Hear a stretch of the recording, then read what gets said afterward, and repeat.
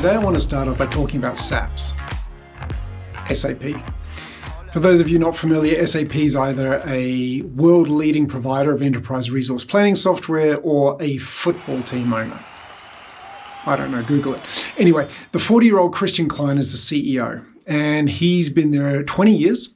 And I think Christian has two things to teach us today. Number one, for capacity building in all its forms, consistency is key. No doubt Christian's a high IQ and focused person, but there are plenty of those. The reason he's CEO of a company with over 100,000 employees at just 40 years of age is because after 2 decades at SAP, he's not only the person who understands how the ecosystem works, but perhaps more importantly, has consistently delivered on his commitments. And in a company this large, the only way you can do that is by knowing who can help get things done and have sufficient social capital with them to enlist their support. In large orgs, you don't need to know how to do something, you just need to know who does. It's the up-and-coming Christians, no religious pun intended, that you need to connect with if you're looking to create and execute enterprise-grade transactions that look like telephone numbers more than they look like order values. LinkedIn gives us a good insight to people like Mr. Klein. You'll see increasing responsibility and in global orgs, movement across divisions, which indicate that most likely the person's valued for more than technical expertise. In fact, a broader capability. It's these people we want to appeal to. The way to do that is by offering unique insights that they can champion as their own, to drive change within the organization and to make their star shine even brighter. So, for the career-minded of you who find yourself uninspired to stay with a single company for 20 years, how do you continue to build your capacity and capability as you move from company to company? The answer is focus. Put a stake in the ground in terms of the core competence you're building, which could be in an industry vertical like healthcare or a function like marketing, HR, or sales. And if you think about the function, you should be conscious about whether you're looking to be deeply technical, very capable at that function, or if that is simply the lane you're swimming in as you take on more responsibility. And moving from company to company, it's helpful to be layering on experience so that you can combine technical excellence with vertical or horizontal knowledge. And for me, the technical was finance and the horizontal was sales. Now, for lesson number 2, which is something that's near and dear to my heart, last year Christian famously left the hospital where his wife was about to give birth to their second child to speak at a press conference. And by the time he got back, he missed the birth of his daughter by 10 minutes. And this brought flashbacks for me from my time at Salesforce, when in 2006 I was writing an RFP response right up until the last minute when my daughter was born.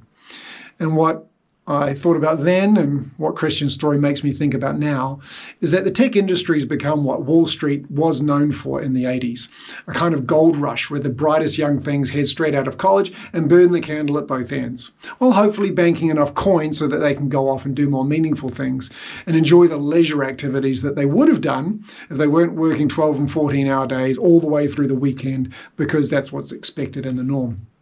It feels timely to remind ourselves of a couple of things. Almost every venture-backed founder I've met, and the vast majority of tech CEOs, are going to wax lyrical about how we're all in this mission together and that we'll work hard and play hard before making intergenerational wealth. Well, guess what? They may not know it, but for the most part, they're leading you astray. The time for you is now, and if you look back after a year and all you've done is excel at work whilst neglecting all your other interests, then you will regret it. I know the appeal and excitement of the big win and the buzz around what we're doing. I've worked in tech for 25 years and I live in Las Vegas, for goodness sake. But after spending time with dozens of people who've been through this journey, I know that we all need to pay attention to how we're spending our time. In my 20s, I was fortunate enough to spend a lot of time with current and former Olympic athletes in Australia. And I found a very interesting phenomenon. Just like in startups, to make it to the Olympics, or to be on the team of the latest hot startup, it takes commitment, focus, and everyone talks about the grind. Athletes talk about the idea that every minute they're resting, their competition is training. In venture, it's just like that. If a VC puts money into a company, they can be assured that another VC has made a similar investment, and the race is on, which brings us back to Wall Street. There are two sides of every trade, the winners and the losers. And in tech, VCs are looking to find the company that's going to be number 1 or number 2 in the category. Just like in professional sport, all things being equal, those who work hardest will win.